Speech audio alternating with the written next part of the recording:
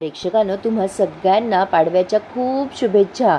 तर आज रिव्ह्यू जरा टेन्शनवालाच आहे, जास्ती टेन्शन न घेता एन्जॉय करा प्रेक्षकांनो। आणि जे दाखवलंय ते दाखवलंय, आता त्याला आपण बदलवू नाही शकत। तर शशांक म्हणत असतो काही झालं तरी आता ही चूक मला आयुष्यभर भोगायची, अपूर्वा काही परत येणार नाहीये, आपण तिला नांदवू शकत नाही। चूक माझी पण आहे तुमच्याबरोबर, आपण योग्यतेचीच नाही आहोत तिच्या नांदवायला, तिला आपल्या घरी नांदवायला। पण माई म्हणत असतात अरे इतकं टोकाचं नको बोलू बाबा, मी अप्पूला समजावून घरी आणते, ती समजूतदार आहे। सुमी पण म्हणत असते बाळाला अप्पूची जास्ती गरज आहे रे दादा। पण आता शशांक सुमीला म्हणत असतो बाळाला तुझीच गरज आहे, तूच सांभाळ बाळाला, सगळे हक्क तू काढून घेतलेस ना अपूर्वाकडून। आता या सुवाई म्हणतात अरे बस कर शशांक, मान्य आमचं चुकलंय, मी आणि माई जातो, बोलतो अप्पूशी, तिची समजूत काढून परत घेऊन येतो। शशांकने खूपच ताणून धरलंय, तो म्हणत असतो आधी जखम करायची आणि मग मलम लावायचा, याला काय अर्थ आहे का? या सुमीने तिच्या वडिलांसमोर हात उगारलाय तिच्यावर। एक वेळेला सुमीला अपूर्वाच्या जागी ठेवून पहा, तुम्ही कराल का तिच्या सासरच्यांना माफ? चालेल का तुम्हाला हे सगळं असं? सुमी बिचारी म्हणत असते दादा मला एक तरी संधी दे। आणि मुळात प्रेक्षकांनो, सुमीला माहीतच नव्हतं की ते बाळ अप्पूच आहे, त्यामुळे तिच्या हातनं चूक झाली, जरा झाली ती हायपर, पण म्हणून तिला एवढं धारेवर धरू नका, ती पण शेवटी आईच होती ना। पण शशांक म्हणत असतो प्लीज ए सुमे तू जा इथून, मला ना तुमच्याशी या विषयावर बोलायचंच नाहीये, प्लीज तुम्ही सगळेजण जा इथून। आता बिचाऱ्या या सगळ्या जणी तिथून निघून गेल्या आणि शशांक मात्र अप्पूसाठी अपसेट झालाय असं त्यांनी दाखवलंय।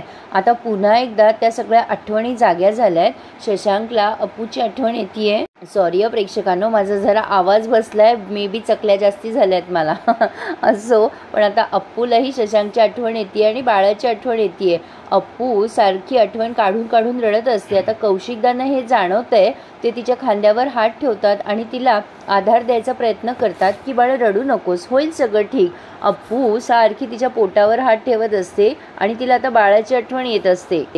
आणि इथे त्यांनी आपल्या ठिपक्याच्या रांगोळीचं सॅड सॉन्ग लावलंय। सणासुदीला खरं तर खूप वाईट वाटतं प्रेक्षकांनो असे रिव्ह्यू बघितले तर, पण जास्त टेन्शन घेऊ नका, आपला पण सण आहे, एन्जॉय करूयात रिव्ह्यू बघून। तर आता ही सुमी पण खूप अपसेट झाली आहे, तिला पण झालेला प्रकार आठवतोय आणि ती खूप रडतीये। निखिल येऊन तिच्याशी बोलायचा प्रयत्न करत असतो, पण सुमी मात्र त्याच्याशी काहीच बोलत नसते। निखिल म्हणत असतो काय झालं सुमी? सुमी बाळाला झोपवतीये आणि आता म्हणजे एकदम सुन्न झाल्यासारखी ती दाखवली आहे, तिला कळतच नाहीये की रिॲक्शन तरी काय द्यावं। निखिल सारखा आवाज देतोय पण सुमी बोलतच नसते। आता निखिल म्हणतो काय झालं सुमी, बोल न ग माझ्याशी। सुमी फक्त एकच शब्द बोलते, मला नाही बोलायचंय काही आता, तुम्ही मला का नाही सांगितलं आपलं बाळ गेलं म्हणून? मग निखिल तिला झालेला सगळा प्रकार सांगतोय। अगं सुमे, मी पण तुझ्यासारखाच धक्क्यामध्ये होतो, मी तर अपूर्वाला म्हटलं होतं की देऊ नकोस बाळाला, पण तिने ऐकलं नाही। ती जेव्हा तुझ्या खोलीमध्ये आली होती तेव्हा तू शुद्धीवर आली होती, त्यामुळे आम्ही काहीच करू शकलो नाही। सुमे समजून घे ग मला। आता त्याने पण सगळं झालेला प्रकार डिटेल सुमीला सांगितलाय, बहुतेक कदाचित आतापर्यंत डिटेल तिला कळलं नव्हतं, पण हे सगळं ऐकून मात्र तिच्या डोळ्यातून अश्रू आलेत आणि ती म्हणतीये माझी खूप मोठी चूक झाली। निखिल तिला एकच वाक्य बोलतो, तू जर अप्पूच्या जागी असती तर तू तुझं बाळ अप्पूला देऊन टाकलं असतं का? तू इतकी रागवलीस, तिच्यावर हात उगारला, ती एका शब्दाने पण बोलली नाही तुला की माझं बाळ आहे हे म्हणून, बोलली का सुमी? तिने तिचा मनाचा मोठेपणा दाखवला आणि तू मात्र प्रत्येकजण सुमीला गुन्हेगार ठरवून मोकळं होतंय, सुमीला रिअलाइज करून देते की ती किती चुकली आहे। तर आता सुमी म्हणत असते माझी चूक झालीच आहे। आता इथे सगळे हे चर्चेला बसलेत।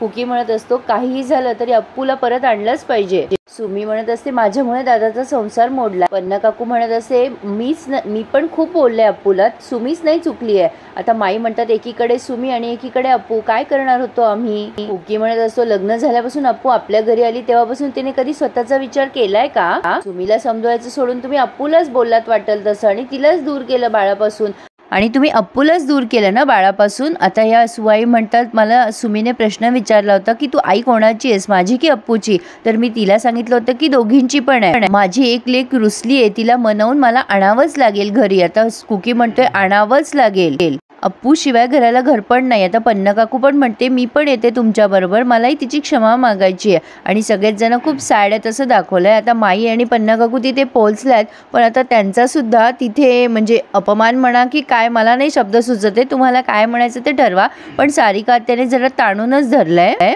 या दोघी विचारतात अप्पू कुठे आहे, तर या सारिका आत्या सांगतात की ती आराम करतीये आणि तुम्हाला जे बोलायचंय ते माझ्याजवळ सांगा, मी अप्पूला निरोप देईल। आता या दोघी पण बिचाऱ्या म्हणत असतात आमचं चुकलं, आम्ही अप्पूची क्षमा मागायला आलोय। पण कौशिकदा म्हणत असतात तुम्ही कशाला माफी मागताय, माझ्या मुलीने चूक केली आहे ना, तिने तर तुमच्या मुलीला दुखवलंय आणि तिची त्या गोष्टीची शिक्षा मी तिला दिली आहे. सारिका आत्या म्हणत असतात, बिचारी आमची अप्पू लग्न झाल्यापासून ह्याच गोष्टीचा अनुभव घेतीये.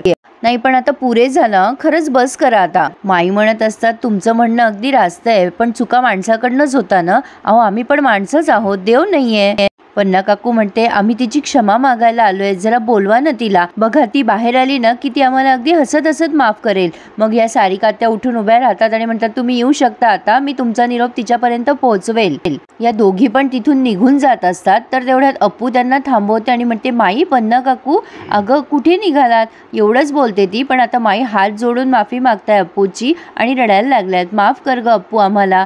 आता अप्पू फक्त म्हणजे मानेने नाही असं म्हणत असते, म्हणजे माई रडू नकोस. पन्ना काकू पण म्हणतीये, अप्पू चल ग घरी, माफ कर मला, तुझ्याशिवाय घर सुनं सुनं झालंय ग. सारिका आत्या म्हणत असतात की अप्पू तू थांब जरा, काहीच बोलू नकोस. हे बघा तुम्ही माफी मागायला आला होतात ना, आता तुम्ही निघू शकता. काही झालं तरी आम्ही अप्पूला परत पाठवणार नाहीये. आता कौशिकदा म्हणत असतात, काय आहे ना, माझ्या मुलीनं तुमच्या मुलीला स्वतःचं बाळ दिलं, तिने तर तिच्या अंगावर हात उगारला. लहानपणी माझी मुलगी खूप मस्ती करायची, बरेच उद्योग करून घरी यायची, पण मी आणि सारिकाने कधीच तिच्यावर हात उगारला नाही. अहो बोट सुद्धा लावला नाहीये आम्ही अप्पूच्या अंगाला. आणि तुमची मुलगी माझ्या मुलीला पोलिसात द्यायला बघते आणि तरी तुम्हाला असं वाटतंय की माझ्या मुलीला तुमच्या घरी पाठवावं मी.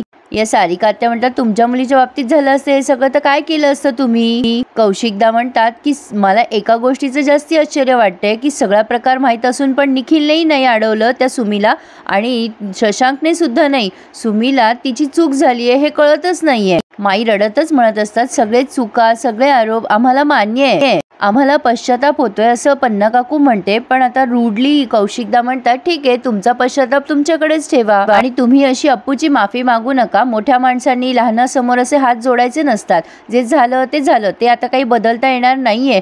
पन्ना काकू म्हणत असतात, अहो सुधारता येईल ना, आम्हाला एक संधी तरी द्या. पण सारिका आत्या म्हणतात, नाही नाही खूप संध्या देऊन झाल्यात. माझ्या अप्पूने प्रत्येक वेळेला सहन केलंय, माझ्या अप्पूने खूप अपमान सहन केले. मीच वकिली करायची तिची दरवेळेला. माझ्या वहिनीला सांगायचे की तिला घरी पाठव, मी पाठवायचे घरी तिला तुमच्या परत समजावून. अहो तुमची सुद्धा बऱ्याचदा वकिली केली आहे मी, पण आमच्या अप्पूच्या भावनांची कदरच नाहीये तिथे. आणि अशा पद्धतीने तुम्ही माझ्या अप्पूला वागवताय. नाही नाही अजिबात मी अप्पूला तिथे पाठवणारच नाहीये. माझ्या अप्पूच्या भावनांची त्या घरात कदरच नाहीये. प्रेक्षकांनो, जणू काही कानेटकरांनी नेहमी अप्पूचा अपमानच केला असं ते बोलतायत. असं कधी झालेलं नाहीये. ठीक आहे शशांकमुळे बऱ्याचदा झालंय, पण त्यावेळी कानेटकरांनी ती बाजू सावरलीच आहे. आता ह्या माई म्हणत असतात, तुम्ही तरी सारिका आत्याला समजावा. पण कौशिकदा म्हणतात, सारिकाने अप्पूचं लहानपणापासून सगळं केलंय, तिची दुखणी खुपणी सगळं, त्यामुळे तिला अधिकार आहेच. ती जर काही निर्णय घेत असेल तर मी मध्ये पडणार नाही, हस्तक्षेप नाही करणार. सारिका आत्या म्हणतात, तुम्ही निघा आता, मी अप्पूला परत पाठवणार नाही म्हणजे नाही. आणि आता माई बिचाऱ्या रडत रडतच निघून गेल्यात, पण अप्पू मात्र काही बोललेली नाहीये. अप्पू जणू कौशिकदांच्या खूप आज्ञेत आहे असं दिसतंय. असो, पण आता पुढच्या सीनमध्ये आपण बघतोय शशांक सुद्धा आलाय अप्पूला भेटायला. अप्पू खूप अपसेट झाली आहे माई रडत असल्यामुळे. शशांक आलाय आता माई गेल्यानंतर अप्पूला भेटायला. एक एक जण येते अपूर्वाची मनधरणी करायला अगदी नेहमीप्रमाणे.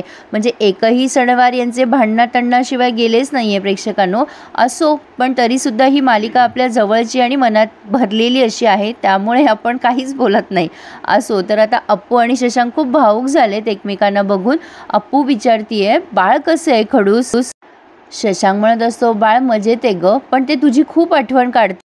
अप्पू म्हणत असते, खडूस मला सुमी बोलली ना त्याचं मला वाईट नाही वाटलं रे, पण तू मला का म्हणालास घरी निघून जा म्हणून मला राग आलाय. बाबा म्हटलं आणि तू मला म्हटलं जा म्हणून, असं का केलंस खडूस तू.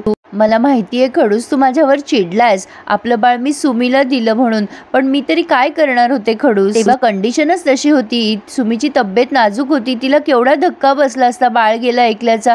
मग मी किंवा आपण कोणीच सुमीला अशा परिस्थितीत नसतो बघू शकलो. अशा वेळेला मी काय करायला हवं होतं खडूस. आणि प्रेक्षकांनो, इथेच त्यांनी हा रिव्ह्यू पूर्ण केलाय. पण पुढे आपण बघतोय की अप्पूला भेटायला सुमी पण आलीये. ती देखील अप्पूची माफी मागतीये झालेल्या प्रकाराबद्दल. अप्पू म्हणत असते, मला तुझा राग नाही आलाय ग सुमे, पण तू माझ्या बाबासमोर मला बोललीस ना पण माझा बाबा सगळ्याच गोष्टीचा साक्षीदार आहे ना गं, तो जास्ती हर्ट झालाय. आता बाबाची आणि आत्तीची इच्छाच नाहीये मी कानेटकरांकडे परत यावं म्हणून. प्रेक्षकांनो, मला अजिबात एंड नाही आवडलाय. असो, पण आज सण आहे त्यामुळे छान एन्जॉय करा. मला सुद्धा आज सणाची सगळी तयारी करायची आहे, पण वेळात वेळ काढून मी तुम्हाला रिव्ह्यू देतेय. तुम्हा सगळ्यांना पाडव्याच्या पुन्हा एकदा खूप शुभेच्छा आणि छान शुभेच्छांचा एक व्हिडिओ सुद्धा मी पाठवलाय. तो आवडल्यास आपल्या चॅनलच्या व्हिडिओ सेक्शनमध्ये जाऊन नक्की बघा आणि ज्यांनी कोणी अजूनही चॅनलला नसेल सबस्क्राईब केले त्यांनी सबस्क्राईब करा. धन्यवाद.